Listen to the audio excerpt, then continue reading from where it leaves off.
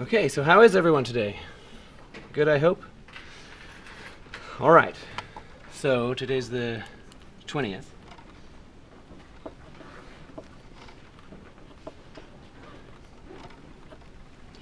Last time we finished with a big table of functions that we know. The lines, the power functions, the radicals, the reciprocals, things like that. So now we're going to talk about another kind of function that we know that we're going to know. So here's a typical kind of example. Suppose we want to rent a tractor, like an earth-moving machine. And suppose that this is the contract that's on offer. So that anything between 0 and 3 days, there's a flat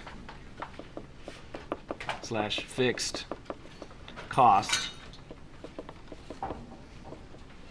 for 0 to 3 days of $500, which means that if you return it at the end of the day, that's $500.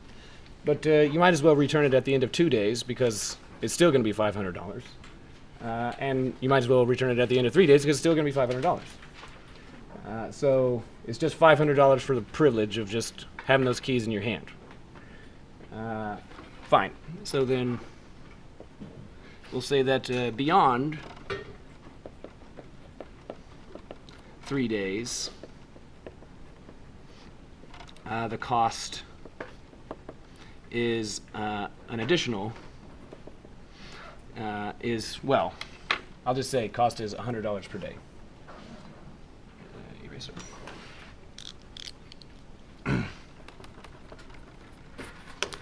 What I mean by that is that, well, for example, at 4 days, you went 1 over the 3-day allocation. So you went 1 day over. So you're going to pay 500 plus another 100 because you went 1 day over.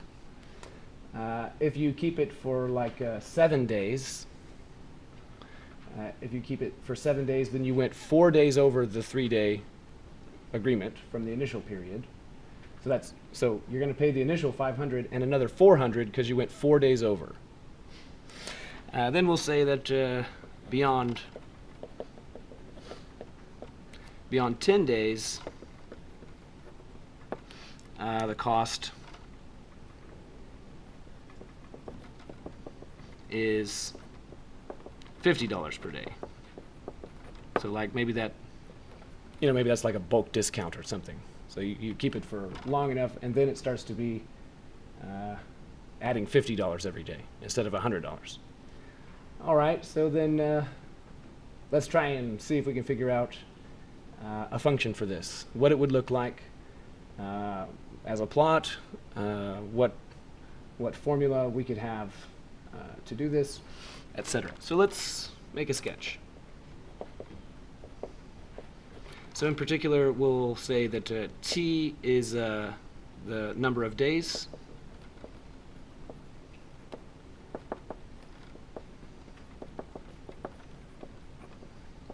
and c of t is the cost of t days.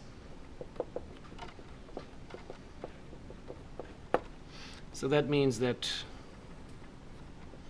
this will be the c of t axis, and this the t axis.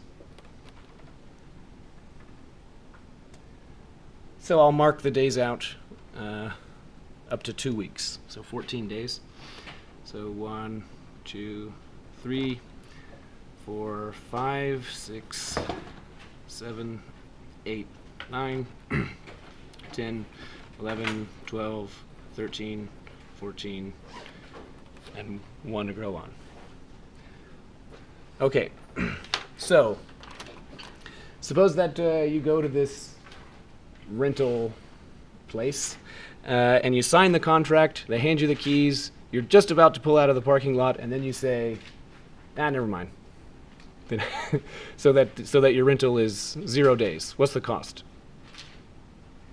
It depends on whether or not they're going to give you $500 back. They're not. Okay, so it's still $500. $500, right? Because, well, you signed the contract, right? Okay. You took possession of it. You had the keys in your hand. All right. So if you just turn right back around, $500. What if you return it at the end of a day? 500. What about at the end of 2 days? For the next 3 days. Right.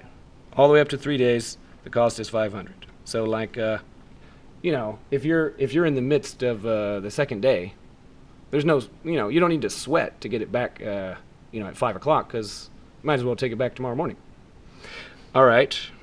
So fine. This behavior of no matter how long you keep it, between 0 and 3 days, the cost is 500. That's the cost for any kind of time in that region. Okay. Now what about, so right here, this is 3 days. Now the behavior switches beyond here. So what if you keep it for 4 days? Then what? We start incrementally increasing by $100 a day. By $100 a day, right? Because you're going to pay the 500 for the first 3 days. And then because you kept it 4 days, that's 1 day over this boundary. So you're going to pay $100 for the privilege. All right. So $100. If you keep it for another day, well, that's another $100, right? And if you keep it for another day, that's another $100, and another day, another $100. So notice that these all line up. They all line up. Does that mean that from now on, we're just going to go whoop, just until forever? No, right? What do you mean by no? For 10 days, it will become more. Okay, right. Because the behavior is going to change again at 10 days, right? Over here at 10 days, so if this is 4, 5, 6, 7, 8, 9, 10. 6, 7, 8, 9, 10.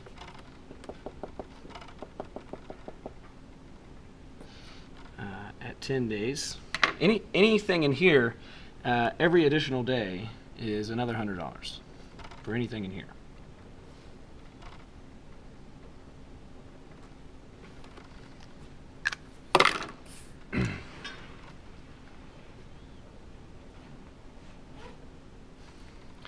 And so now, sort of conceptually, you can imagine extending this line out. And it keeps going like that. But if we add one more day, if we go to 11 days, then will the next point be on this line? No. It will not, in fact. What's the increment in the cost? $50, right? Because yeah, it's going to get more nearly horizontal, but not exactly horizontal. So that means now that's another 50.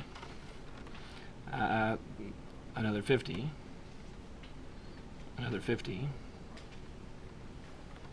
another 50, another 50, etc.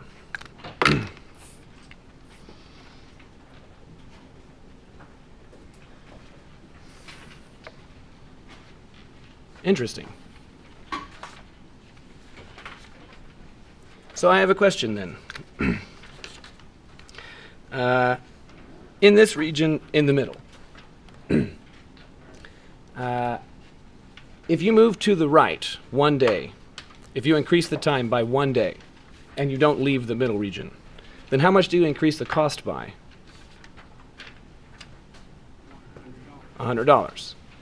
So you're telling me that if you change the number of days by 1, you'll change the number of dollars by 100. And if you change the number of days by 2, you'll change the number of dollars by 200. So abstractly, we have a name for how much you move to the right. right? Or colloquially, anyway, we call that the run. That's how much you move left and right, and how much you go up and down. The colloquial name for that was rise. So you should be able to tell me the slope of this line, in fact. What's the slope of this line? It's $100 per 1 day. So the slope of this, the slope in here, is $100 per 1 day. Of course, that's equivalent to $200 per 2 day, etc., because it's a ratio. What's the slope of this line? Right. So here the slope is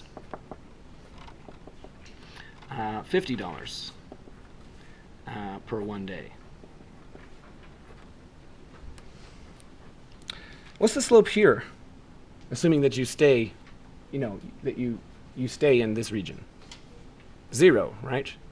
Because what that signifies is that, well, if it's the 3rd day but before closing time, will they give you any discount if you show up 5 minutes early? No. What about an hour early? No. They don't care what time you bring it back. Your cost is not going to be changed at all, so long as you return it in this window. So here the slope in this region, the slope is $0 per 1 day. Okay. So functions like this are quite common in business or just money type situations. One thing that we all more or less had to go through recently on the 15th, right? It's tax day. Assuming that you're more or less a regular person and not having lots and lots of money, we're all subject to a marginal tax rate that is a function of our adjusted gross income, right? So then if you have a low enough adjusted gross income, if you're below the poverty line, then your tax rate, your effective tax rate, in fact, even can be negative. That's interesting.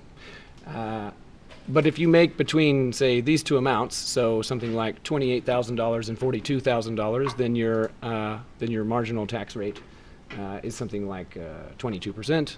I don't really know. I don't really know. Then if you make more than this much, like say between $42,000 and $250,000, then your marginal tax rate is 29%. I'm just making stuff up. And then if you make more than that, your marginal tax rate is 35%. I don't know. But that's what happens. And you can interpret that as meaning that if you're below the poverty line and you make another $1,000, but you're still below the poverty line, your taxes go up by nothing. You don't pay any tax. But if you're in the middle bracket and you make another that has a tax rate of 22%, if you make another $1,000, that means your taxes go up by $220. That's what that means. So for every 1,000 you make, you pay another $220. All right. You get into the highest tax bracket for AGI. You make another $1,000. For every $1,000 you make, you got to pay another $350 in tax. Okay. Of course, the situation is far more complicated than that and political, so I'm going to avoid it. But what I want you to see is that this is quite common. Contractual money things that do this, like when it's between these values like that, when between these values like that, when between those values like that, etc. Good. So now let's see if we can come up with a formula.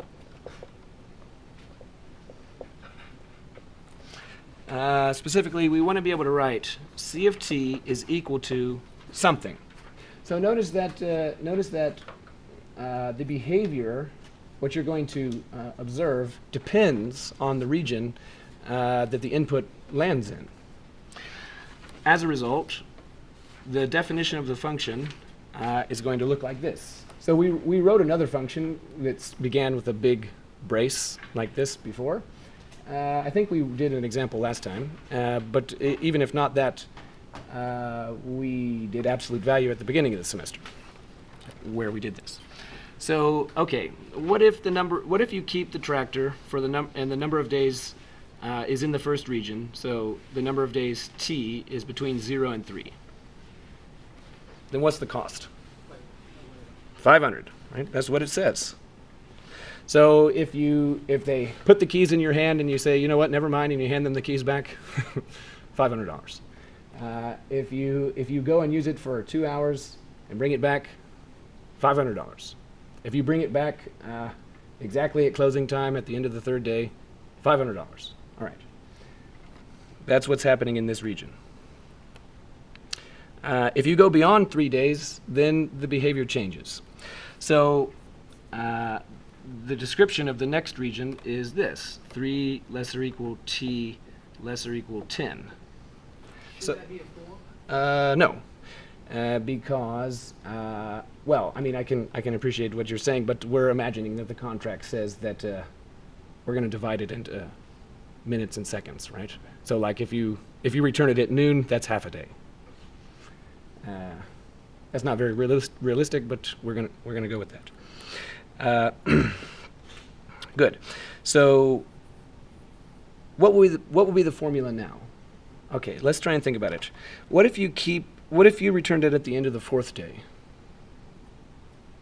What would the cost be? 600. Now, why 600? Right. Because, in a sense, you could think that you ate up all of the 500, having kept it for 3 days. And then you keep it for 1 day beyond that boundary, well, that's another $100. So it should be 500 plus another 100, that should be 600. Okay. So we want to write something that's like that. It's something that's like 500, and then plus something that represents the cost for having gone beyond the 3 days. 100t. Okay. 100 multiplied by t. So this is not right, but it is the most common first guess. And now let's try and see why this is not right. So I asked, what would be the cost of 4 days? And pretty much y'all all responded correctly. But I'm going to write down what this formula says now. So this would be 500 plus 100 multiplied by 4. But that's not right, though, is it? Because how many days did we go over? Just 1. Just 1. But if this means anything, this would mean that we went over 4 days, right? So really, it's not. This shouldn't be a 4. That should really be a 1, because we went 1 day over, right? What if we kept it for 7 days? So I'm thinking it could be t minus 1. Maybe. I don't know. That doesn't sound. It sounds almost right, but not right. T minus 3. Right? Because if you keep it for 4 days, how many days did you go over? 1. And 4 minus 3 is 1. If you keep it for 8 days, how many days did you go over? 5 days. And don't you run the problem if t is 2 and you subtract 3 from it? I agree, but t equal 2 is not in this region. Right? It's in that one. So it will be t minus 3. So if that's what we do, then I need to edit this. This is not 100 times 4. It's 100 times 4 minus 3. And then is it right? It's right now.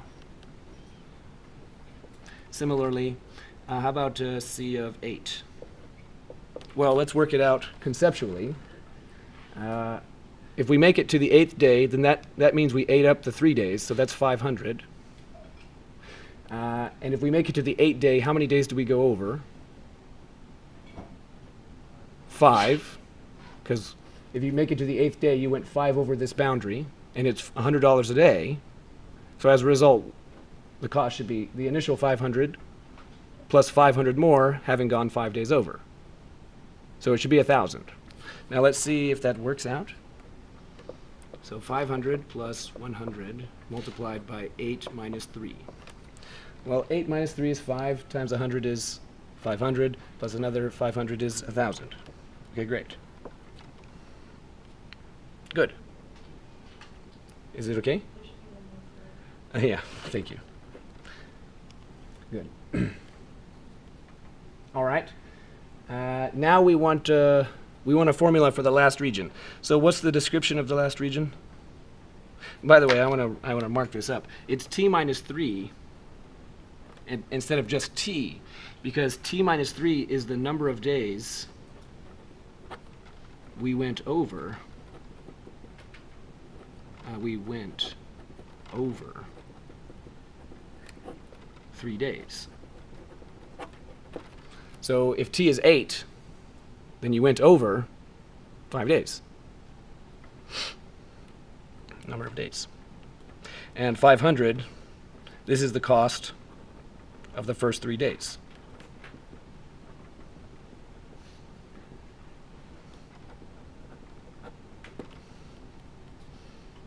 Okay, so now we want a formula that gives us the cost of the rightmost region. And it would be nice if we could do it more or less just like this one, conceptually.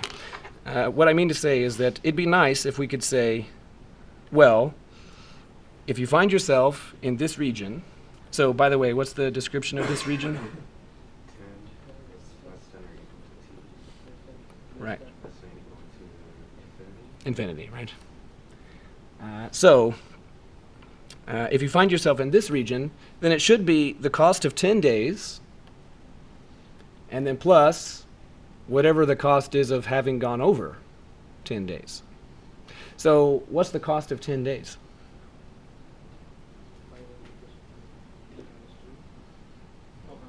Well, I mean, on the one hand, we could just, I agree, we could just plug it in here, right? So if that's your thing, you could write 10 here. 10 minus 3 is 7, times 100 is 700, plus 500 is 1,200. Alternatively, if formulas are not your thing, you could say, well, okay, if it was 3 days, it'd be 500, and then 6, 7, 8, 9, 10, 11, 1,200. The cost of 10, either way, the cost of 10 days is 1,200. So it'll be 1,200. And then plus, now we want something that represents the cost of having gone over 10 days. So what do we need to write? 50 multiplied by t minus 10.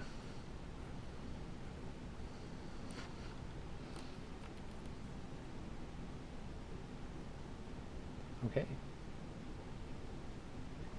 So then I could ask, well, is the usual convention to number these clauses top to bottom starting at 1, so 1, 2, 3. I could ask, well, what's, say, C evaluated at 9.5? The first thing you need to determine is that which clause are we supposed to use? Clause 2. Clause 2 because t is 9.5, the input is 9.5, and then the question is which one of these is 9.5 in? Well, it's in that one. So we use clause 2.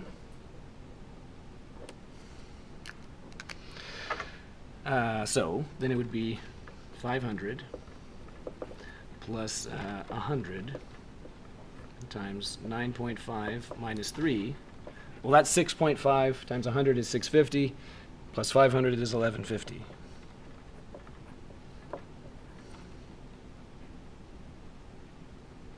All right. What if this is the request? What about C evaluated at -3?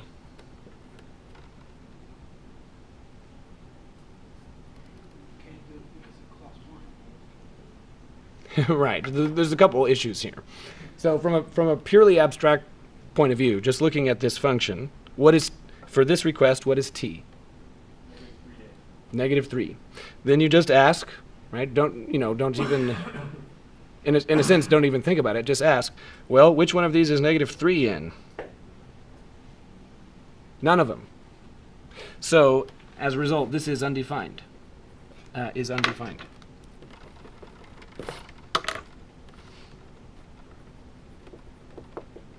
It's undefined because, well, because t is -3, you need to go look up where that falls, and actually, it doesn't fall anywhere. So it's just not defined. Okay, then back to the story. If this could mean anything, that would mean that you rented it for -3 days. So in some sense, that's not part of the contract. But even if it was part of the contract, how would you make sense of that? I guess the only way to make sense of it would be something like they rented it from you. Right? It was your tractor, and they held it for 3 days. But at any rate, that's not part of the contract. This is just undefined. Good. Any question about this? Okay.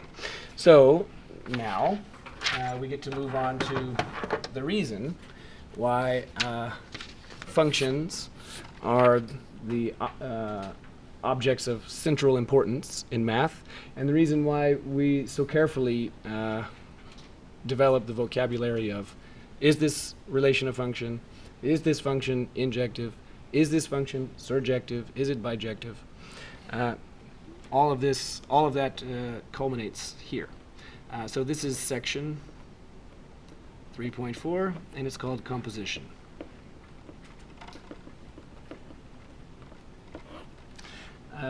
Now, I'm going to take us down the garden path a little bit on this page, telling you things that you already know, because I'm trying to set up some structure to introduce something new.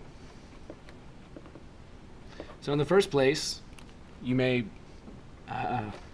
hopefully be aware that there's this thing called addition. So in particular, I'll say, just for all of this, we'll say let A and B be in the reals. You can combine A and B with addition, with plus, to get another real.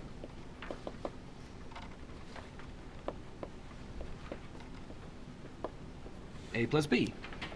So what I mean is that given any two numbers that you have, say 13 and 14, you can combine them with addition to get another number, right? 13 plus 14 is another number. Terrific. No real surprise, I think. Good. So I'm going to call this blah, blah, blah, blah. Well, I'll write it like this. 1.1. Notice that 0 is in the reals, and notice that it has the property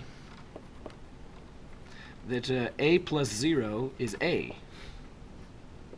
for all A. So what I mean is that you can imagine the operation of adding a number. Some of them require an undo, right? So like, what is the undo button for adding 2? Subtracting 2. And the undo button for adding -8 is adding 8. The undo button for adding 7 is adding -7. Of course, you can say that as subtracting 7. But notice that 0 requires no undo button, right? Adding 0, you don't need to even press undo because that didn't do anything. So you add 0, that's the same as having done nothing. A plus 0 is 0. 0 is called the additive identity.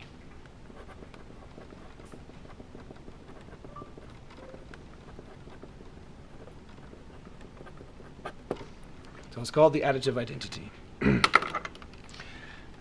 1.2. When A plus B is equal to 0, and notably 0 is the additive identity. So when you add two numbers and the result is the additive identity, A and B are called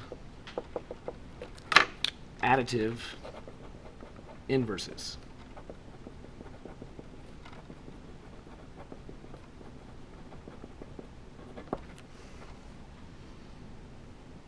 So far, given two numbers in the reals, you can combine them using this thing called addition. And there's a number called 0 that adding 0 is the same as doing nothing. And as a result, it's called the additive identity.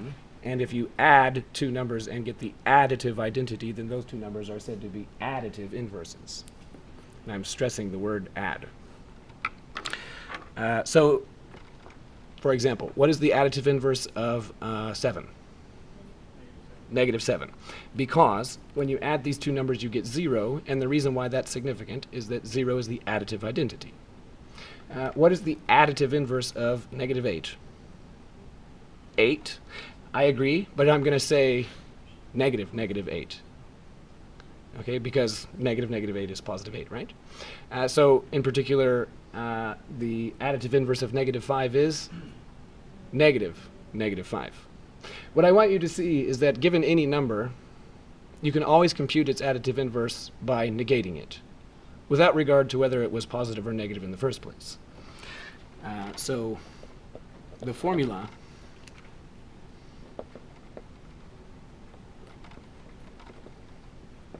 for additive inverse is negation.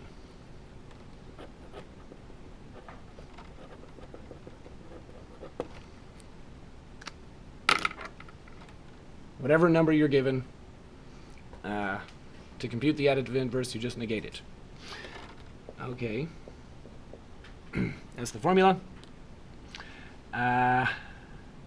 And all reals have an additive inverse. So now, to be clear, I want to single one out because sometimes students get a little bit tripped on this one, and that is okay. So here's an easy one. What's the additive inverse of -3? -3. Okay. What's the additive inverse of 0? 0. The additive inverse of 0 is 0 because, well, what do you get if you add 0 to 0? You get 0, which is the additive identity. So 0 is its own additive inverse. Okay, fine. Besides addition, there's this other thing called multiplication.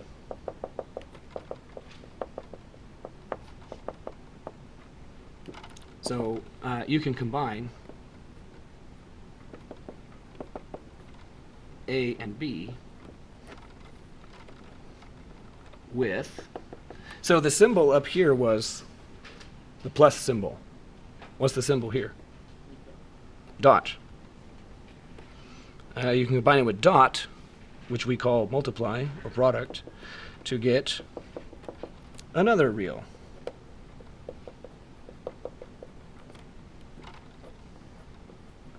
And the way you denote it is just A multiply B. Okay. So now 2.1. And now we're proceeding, in a sense, by analogy to what we did up here. So on 1.1, we said 0 is special where addition is concerned, because adding 0 requires no undo button. Adding 0 is the same as doing nothing. But now we're not talking about add, now we're talking about multiply. Multiplying by what requires no undo button? 1. Multiplying by 1 is the same as doing nothing. So 1, that is to say the number 1, is in the reals. And A multiplied by 1 is A for all A. Now, in 1.1, we went on to say that because A plus 0 is A for all A add 0 is A for all A. We went on to say that, therefore, 0 is the additive identity. So, what am I going to go on to say here? Very good. 1 is the multiplicative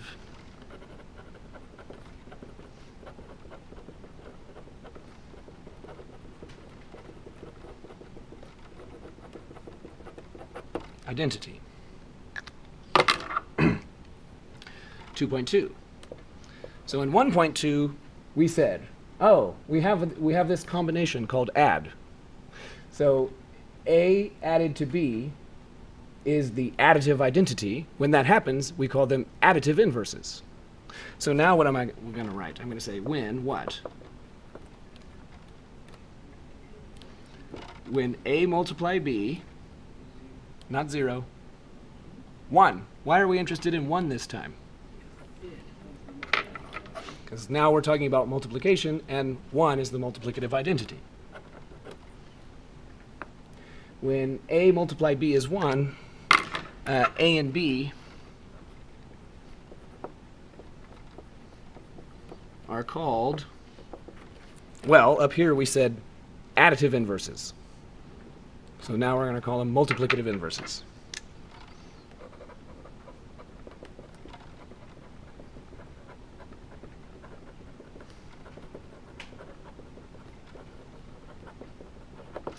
So can someone give us an example of two numbers which are multiplicatively inverse?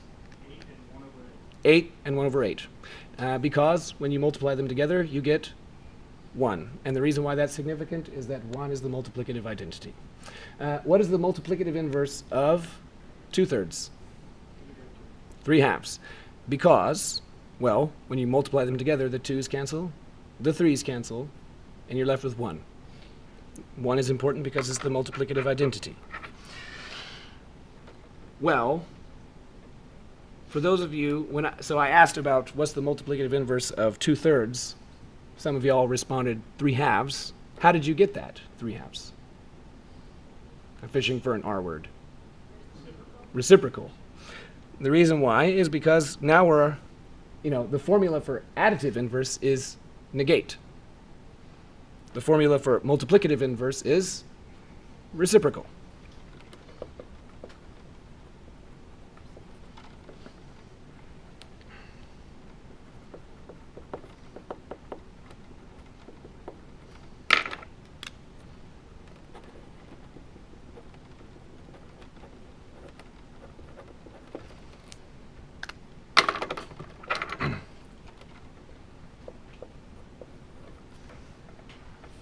Okay. Finally, well, let's give an example for this one. So, for example, 13 over 14 multiplied by this is equal to 1. 14 over 13. Because the 14's cancel, the 13's cancel. Okay, 2.4. Now we want to know, well, concerning addition, all numbers have an additive inverse. Now we want to answer the same question about multiplication. Concerning multiplication, which numbers have a multiplicative inverse? All reals except 0. Everything except 0. 0 can, in the end, you can kind of think of it like this. Given any number that you like, say 13 over 14, can you calculate the reciprocal of 13 over 14? Yeah, it's 14 over 13. But this is the equation that holds. This is the equation that governs everything. Imagine that A is 0. So that's a 0. What B could you multiply by that 0 so that you'd get a 1? Nothing. That is to say that, in a sense, what would you need to multiply by to undo having multiplied by 2 over 7? You'd need to multiply by 7 over 2, right? To undo it, the reciprocal of it. How could you undo multiplying by 0? You can't. Okay, so all reals except 0.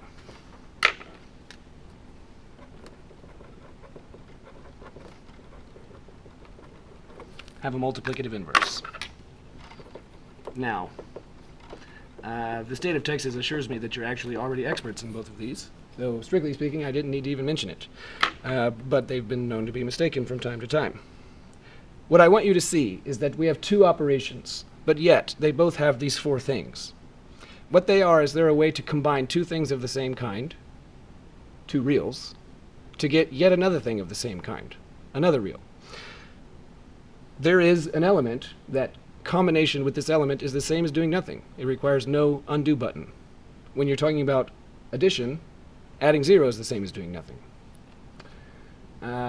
When you combine two numbers and you get the additive identity, that's the same as having done nothing. Right? So if someone were to come by and then add 7, and then another person comes by and subtracts 7, and you didn't witness it, you'd never know. So we have identity, inverse, a formula to compute the inverse, and whether or not the inverse exists at all. So what we're going to do now is we're going to come up with a new operation. It's not addition, it's not multiplication, and the objects aren't even numbers. The objects are functions. And we want to take two functions and combine them to make a third function. There's going to be an identity function, a function that if you combine with that function is the same as having done nothing. If you combine two functions in this way that we're talking about, and the result is the identity function, then those two functions are said to be inverse. There is a formula to compute the inverse of a function, and we'll have a way to detect whether or not an inverse exists at all, just like this. Now, if you go far enough in math, you'll see this structure repeated all the time, right? So like, in principle, there could be a set with an operation on it called banana. You can banana two things to get yet another one of those things. There'd need to be a banana identity. Then you'd be able to say that these things are bananally inverse.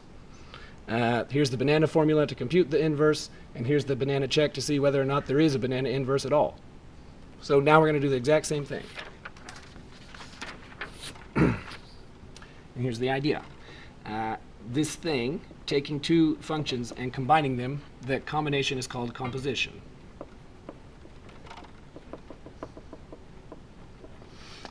Suppose that we have this function, 1, 2, 3, to 7, 8, 9, 10, and here's the map.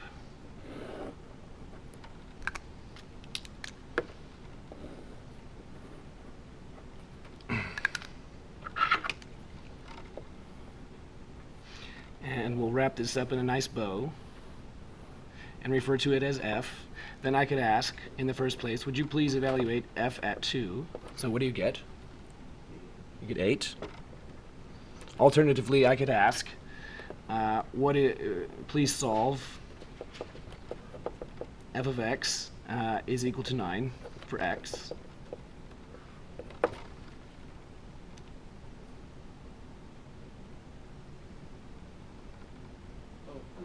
One. Or 3, please solve f of x is equal to 7 for x. There's no button, so there's no solution. All right, that would be like a vending machine that you walk up to and you see that delicious 7, but, well, there's no button. So, okay. Here's another function. 7, 8, 9, 10. And let's say that it goes to ABC with this map.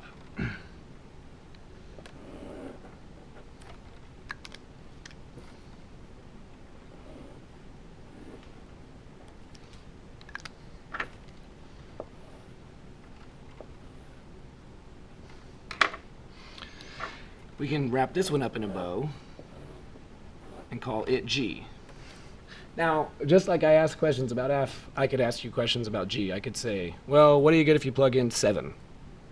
You get B. What would you have to plug in so that you get a C? A 9 or a 10? Now, I'll just omit those questions because I think you can imagine them. Now, what I want you to see is that F is a machine that takes inputs 1, 2, 3, and the kind of outputs that it produces are 7, 8, 9, 10. So these are the kinds of outputs that F makes. Now look at G. G is the kind of function that the inputs are 7, 8, 9, 10. The outputs of F are 7, 8, 9, 10, and the inputs of G are also 7, 8, 9, 10. So what I'm saying is that in principle it would make sense to make an even bigger machine where we take the output of F and wire it up as input to G. The result might look like this.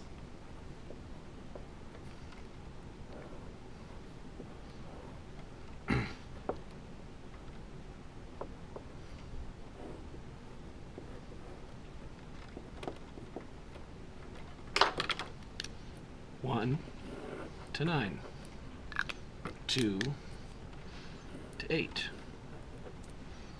3 to 10, 9 to C, 10 to C, 8 to A, and 7 to B. And now we can wrap this one up in a nice bow. But here's the thing, putting it inside of this box, you can't see the inside. All that you can see is that it, this part is obscured, I mean. You can't see it. So here's my question. You can see it enough to perform a calculation, but what's happening inside is not relevant. So, for example, what do you get if you plug 1 into H? What do you get?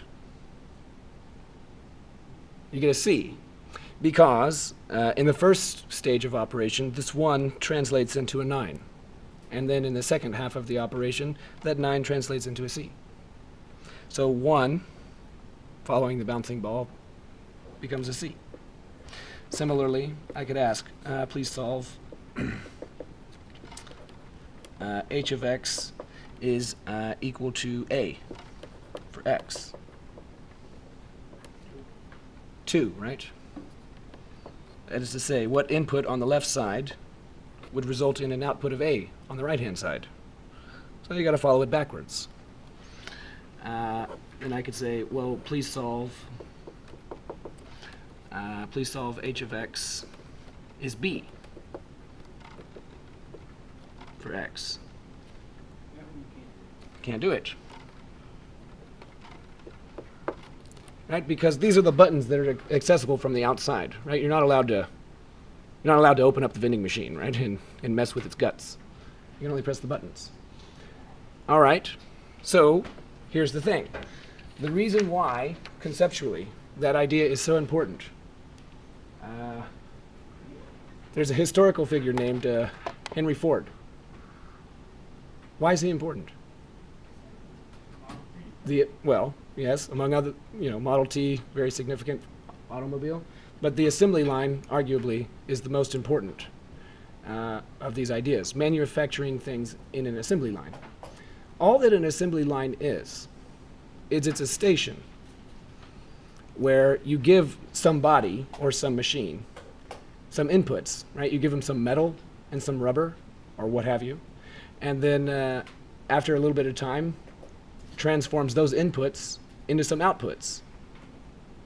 And then what do you do with those outputs? They're inputs to the next station. And that station takes those inputs and produces its outputs. And then those outputs are inputs to the next station, all the way down the line. Now, from our point of view, like a consumer's point of view, as far as we can tell, rubber and metal goes in on one side of the building, and cars come out the other side, right? As far as we can tell, and more or less as far as we're concerned, right? Just jamming some metal and some rubber, and psh, out pops a Corolla. But actually, it's broken into discrete steps. Those discrete steps, what that is, that's this. So finally, I just want to write this down so that it can stew in your head. given two functions, f and g, we can combine with, so 15 minutes ago when I said a statement just like this, I wrote a plus the first time, and I wrote a dot the second time. The operation for this combination is an open circle. That's how it's written. You can combine it with this to get a new function.